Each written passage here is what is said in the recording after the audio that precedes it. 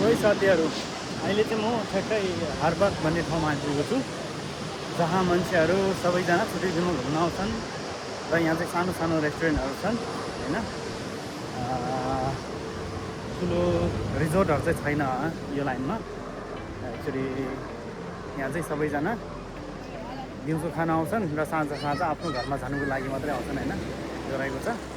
तपाईँहरू मेरो पछाडि मान्छेहरू देख्दै सक्नुहुन्छ होइन कतिजना घुमिरहेछ अनि यही कुराले चाहिँ म पनि यहाँ घुम्न आउने गर्छु यो चाहिँ हामी मार्केट जाने लाइनमा पाउँछ कि पाउँछ भनेर हुन्छ होइन सरी है अलिकति मिस्टेक हुँदो रहेछ कि त्यो ब्लग बनाउने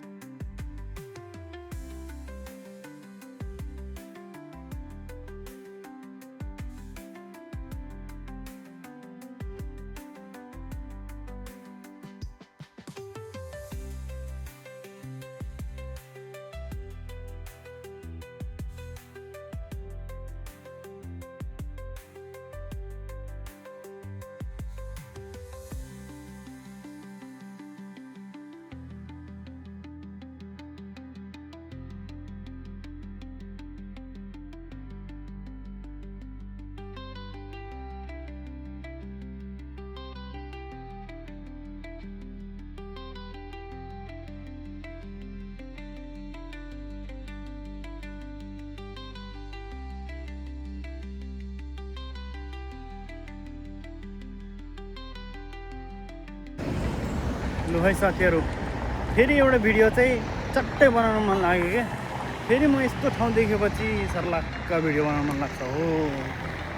अब यो एरिया हेर्दा होइन यो ठाउँ हेर्दा यस्तो साफसफाइ हेर्दा के याद आउँछ तपाईँहरूलाई अभियसली नै हर्का सङ्कपन्जी याद आउँछ होला राइट होइन र त्यसै गरी मलाई पनि उहाँ नै याद आइरहेछ हर्का सङ्कपन्जी है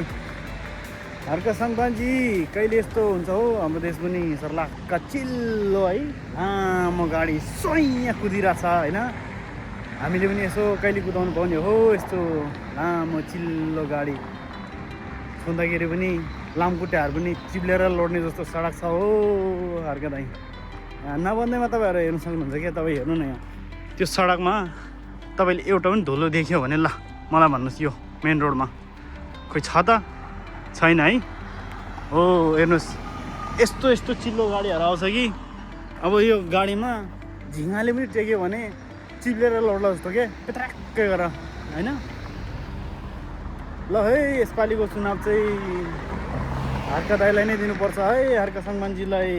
उहाँ जित्यो भने चाहिँ त चिल्लो गाडीमा कुद्ने हो सरारारारारा लु अब हामी पनि चाँडै नै आउँछौँ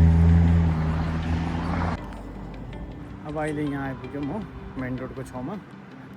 अब चाहिँ अब यो होटेल एकदम ठुलो छ कि है हामीले काम गर्ने होटेल आलिया थन रिजोर्ट धेरै ठुलो छ त्यही भएर म चाहिँ अगाडि फ्रन्ट गेटदेखि निक्लेको अगाडिपट्टिबाट अनि तर पनि धेरै लामो कि है आउनुलाई नै अब माथि क्याम्पबाट तलसम्म आइपुग्नु नै त्यति टाइम लाग्ने कि अब यो बस गएको छ साथीहरू यो बसमा चाहिँ अहिले म फर्किने है फेरि है यस्तो छ अवस्था अब चाहिँ म अहिले यहाँदेखि बाहिर निक्लिसक्यो अब सडकमा को रहेछ हेरौँ है ल खोइ त यहाँ त कोही पनि छैन त सडक सडक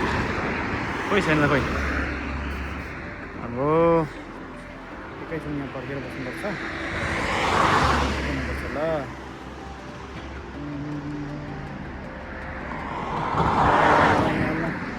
ल अब चाहिँ एक्चुअली सडक पनि हेरिदिउँ न है किन यो हो मेन रोड होइन यो चाहिँ हाम्रो आलियापुर जाने रोड हो अब चाहिँ यहाँदेखि सडक काट्यो अब हामी जान्छौँ समुद्रपट्टि है बिचपट्टि जान्छौँ नजिकै छ साथीहरू होइन अब यहाँदेखि यसरी गएर सडक यता गएपछि पुगिहाल्छ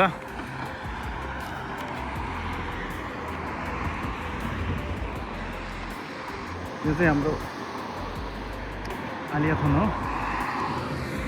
होइन अनि यहाँबाट गएर यहाँबाट चाहिँ सर्लक्कै यसो गरेर यतिबाट चाहिँ अब सर्लक्क यहाँबाट चाहिँ बिचको बाटो जान्छ है, समुद्रको बाटोमा। एकदम सुनसान छ साथीहरू आजभोलि, जाडो मौसम छ। एक्चुअली विन्टरमा चाहिँ यहाँ चाहिँ कतिपय होटल चाहिँ बन्द हुने गर्छन् होइन, अनि त्यही भएर चाहिँ किनकि समुद्रमा नुहाउनु हुँदैन। बढी जस्तो गेस्टहरू भनेको तपाईँको समरको टाइममा आउने हो,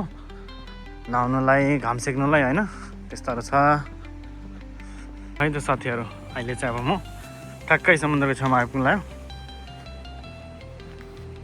यो चाहिँ समुद्रको छेउको होटल हो होइन। मेरो अनुमानले यो पनि 5 स्टार नै होला। यसको अगाडि फ्रेन्डको नाम चाहिँ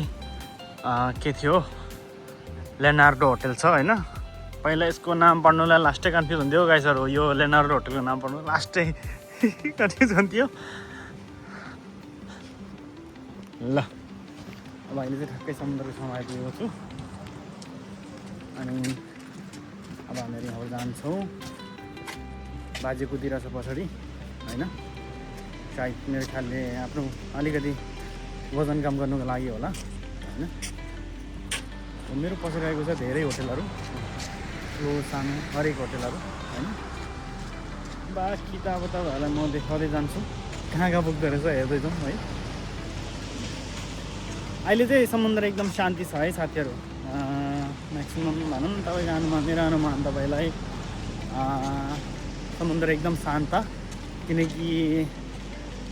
अहिले आज मात्रै मौसम सफा भएको हो होइन। अरू टाइममा त वगेरा वगेरा धेरै कुराहरू हुन्छ होइन। हेर्न सक्नुहुन्छ तपाईँहरू।